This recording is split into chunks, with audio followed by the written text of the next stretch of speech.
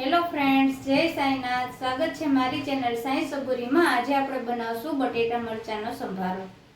તો ફ્રેન્ડ્સ, મેં બટેટા અને મરચાં બે સુધારી લીધા છે. આવી રીતે લાંબી લાંબી ચિપ્સ કરી લેવાની છે મરચાંની તેની, અને બે પાણીએ ધોઈ લીધા છે.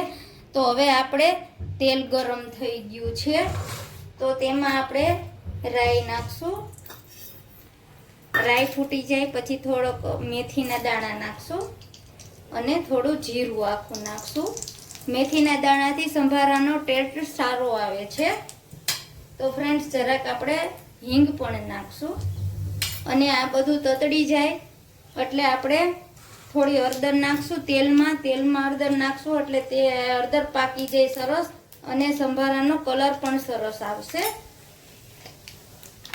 અને આપણે બધો સંભારો નાખી દઈશું. હવે તેમાં આપણે નિમક નાખશું અને આને થોડોક ફેરવી લેશું, બધું મિક્સ કરી લેશું અને આને તેલમાં ચડવા દેશું.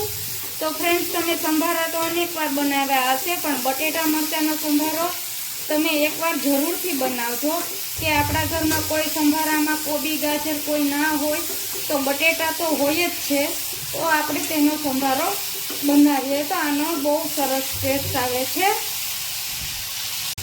તો આપણે આમાં ટીપું જ પાણી નાખશું અને પછી આમાં ફેરવવા કરવાનું છે 2-3 મિનિટે, કે જેથી આપણા બટેટા ચડી જાય આમાં સરસ, અને આપણે ધીમે તાપે ચડવા દેશું.